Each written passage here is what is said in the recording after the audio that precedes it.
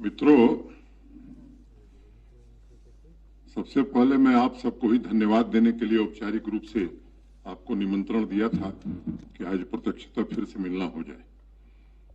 आप सबके ध्यान में है कि लोकतंत्र का महापर्व इस यूनियन टेरिटरी में कल संपन्न हुआ।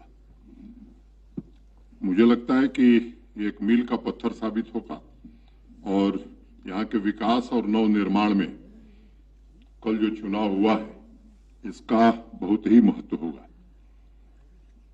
मतदान के जो आंकड़े अभी तक उपलब्ध हुए हैं उससे एक बात स्पष्ट हो गई है कि जम्मू कश्मीर का चाहे यूथ हो, चाहे बुजुर्ग हो, किसान हो, मजदूर हो, मध्यम वर्ग हो, प्रोफेशनल हो या व्यापारी हो, सबने बढ़ चढ़ करके ग्रास रूट डेमोक्रेसी को मजबूत करने के लिए, यहाँ की उन्नति और प्रगति को जन जन तक पहुंचाने के लिए और तरक्की को एक नई दिशा देने के लिए भारी संख्या में मतदान किया है।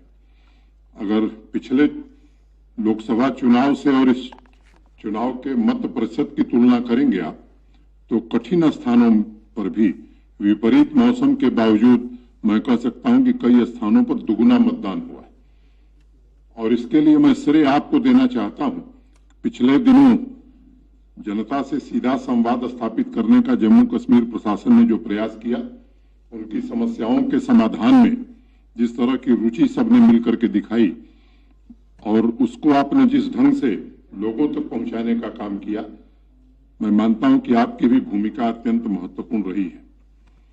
तीसरी बात, मुझे लगता है कि भारत के संविधान में जो संशोधन हुआ 73rd और 74th, उसमें जो कमियां रह गई थी, पंचायतों को और अर्बन लोकल बॉडीज को मजबूत करने के लिए जो काम किया जा सकता था, वो अधिकतम काम पिछले 3-4 महीनों में हमने किया। और 3 टियर सिस्टम यहां भी लागू हो तो डीडीसी के चुनाव भी यहां करा दिए। तो मैं उन सभी राजनीतिक दलों को और इंडिपेंडेंट उम्मीदवार को भी, जिन्होंने भारत के संविधान में आस्था व्यक्त की है, उनको भी मैं विशेष रूप से धन्यवाद देना चाहता हूं। प्रतिकूल मौसम में जिस तरह से लंबी लंबी लाइनें महिलाओं की, बच्चियों की, नौजवानों की रही है, मुझे लगता है कि उन सबका अभिनंदन अगर न किया जाए तो शायद ये ज्यादती होगी। इस पूरी चुनाव प्रक्रिया में स्टेट इलेक्शन कमीशन को भी मैं धन्यवाद देना चाहता हूं। और चुनाव शुरू होने के पहले मैंने एक बात कही थी कि पीसफुल, फ्री एंड फेयर, शांतिपूर्ण, निष्पक्ष मतदान हो, इसका इंतजाम प्रशासन करेगा। और मुझे प्रसन्नता है कि छोटी मोटी एक आध घटनाओं को देख लें तो इसके अलावा सामान्य रूप से बहुत शांतिपूर्ण ढंग से फ्री एंड फेयर इलेक्शन हो गया है। दूसरे राज्यों में भी अगर चुनाव आप देखे होंगे तो मुझे लगता है कि इससे ज्यादा घटनाएं होती हैं, ये और खुशी का मौका है।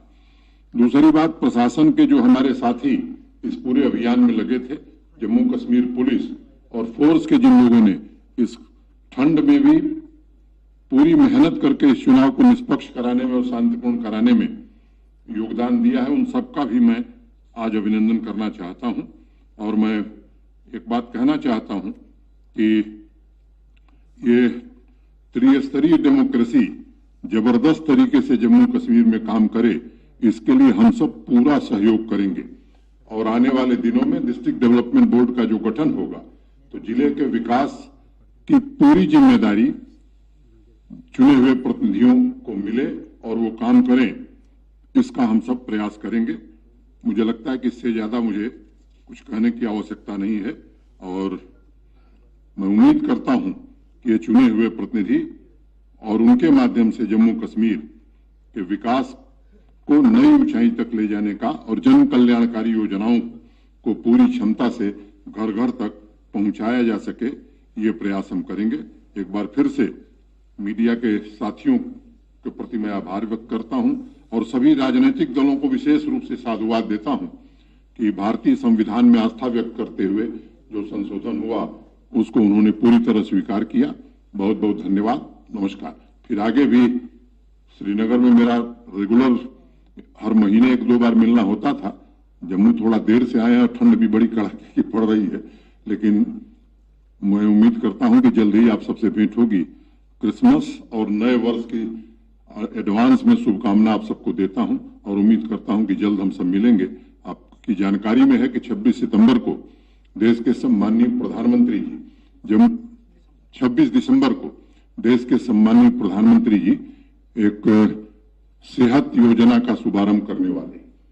आपको ये भी मालूम है कि आयुष्मान भारत प्रधानमंत्री जन आरोग्य जब शुरू हुआ था तो उसमें एक क्राइटेरिया थी कि 2011 के सेंसस में जो लोग गरीबी रेखा के नीचे जीवन यापन करते हैं ऐसे परिवारों को 5 लाख रुपए का हेल्थ कवर हर साल मिलेगा। उसी तर्ज पर, ठीक उसी तर्ज पर यहां 30 लाख लोगों को सुविधा आयुष्मान भारत में मिल रही है। 1 करोड़ लोग बच गए थे तो हम लोगों ने एक फैसला किया कि इन 1 करोड़ लोगों को भी 5 लाख रुपए के इलाज की सुविधा आयुष्मान भारत सेहत के नाम से हमने ये कार्यक्रम शुरू किया है, इसमें दी जाए। और 26 दिसंबर को प्रधानमंत्री जी के शुभारंभ के बाद हर सीएचसी पर, हर जनपद पर, यहीं जम्मू में भी हम लोग कार्यक्रम करेंगे, हर जिले में कार्यक्रम करेंगे और उसी दिन से गोल्डन कार्ड बंटना शुरू हो जाएगा। अभी तक मोटे तौर पर 16 लाख लोगों ने पंजीकरण कराया है। जो बचे हैं उनका भी वार फुटिंग पर पंजीकरण करा करके इस काम को भी हम पूरा करेंगे। बहुत बहुत धन्यवाद। नमस्कार। जय भारत। सवाल अगले दिन आवाज एक